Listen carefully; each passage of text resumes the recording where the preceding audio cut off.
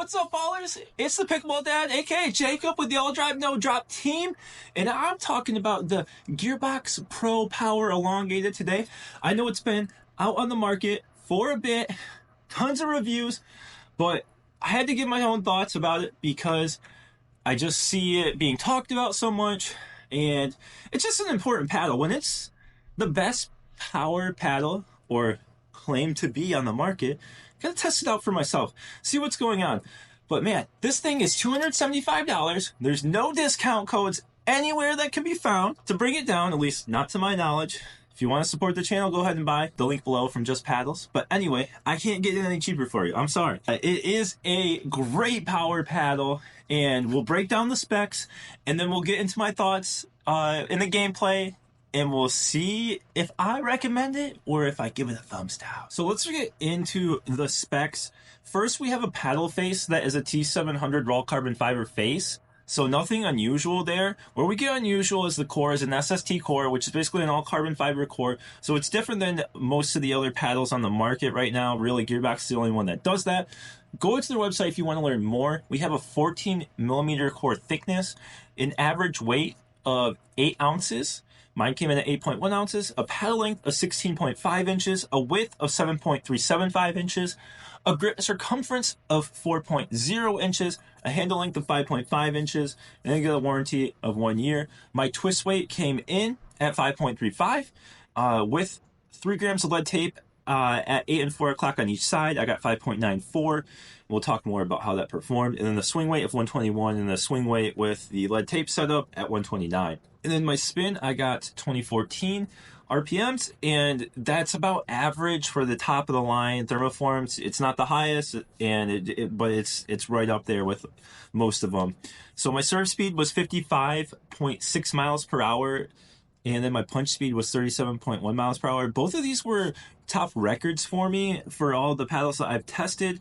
The second highest for pop was the Groovin 13S, which I got at 36.8. So not far off for the top pop, but the top speed power that I had previously was the Pickleball Apes Proline Energy S. I had at 54 compared to 55.6 for the Gearbox. So we are talking about a big difference there. And then keep in mind, all these speeds, if you're trying to compare reviewer to reviewer, we have different radar guns, we have different serve techniques. So really just keep my numbers and go based on that relativeness.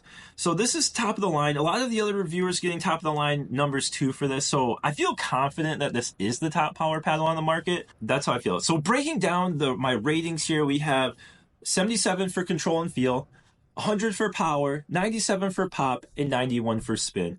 So that's great. I talked about all these numbers, blah, blah, blah, blah, blah. Let's get into my actual thoughts on the gameplay and how I thought it performed. So how does it play? That's why we're all here, right? Well, it plays like a beast. The power is a lot of fun. Your serves, your drives, your overheads, they're going to smack. Can you control them? That's really the question of, will you like this paddle or not?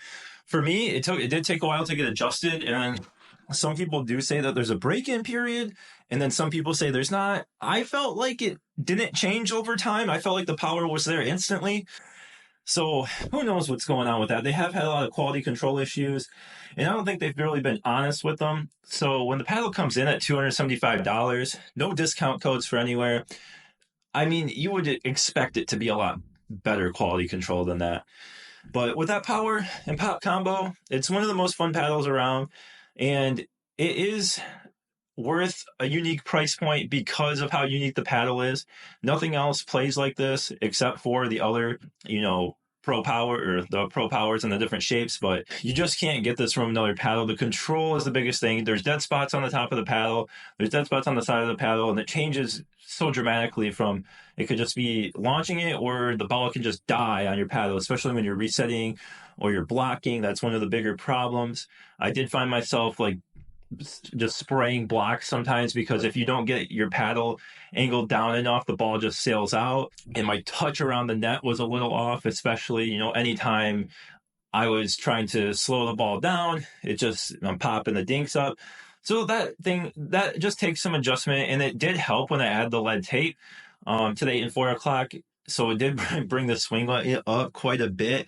I don't think it's a huge issue with this paddle, just because it does so much work for you. You don't really have to swing too hard. So if you just get the paddle in place and let the paddle do the work for you, I don't think the higher swing weight is going to be a huge issue. But honestly, for a lot of people, 129 will probably be too much. So just playing the paddle stock, it's very difficult to block drives. Just it twists a little bit in your hand, especially with the smaller grip. So that's something you have to keep in mind. There's sacrifices you have to make to play with this paddle.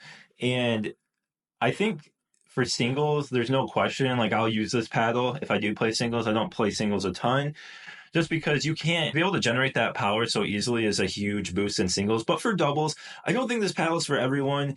But if you really are lacking that power, then I think you'll love this paddle and you'll want to give it a try. It just is going to be, can you tame it or not? Gearbox Pro Power Elongated. I recommend it to you. For $275, I want to make sure the paddle is amazing because that's a lot. You can buy 3 Gladius Centurions from Spartas for that price, pretty much. So I do recommend it because the power in the pop is amazing if you can control it. If you have any trouble with resetting, blocking drives, control in general, I'm going to say just skip this paddle. It's not for you.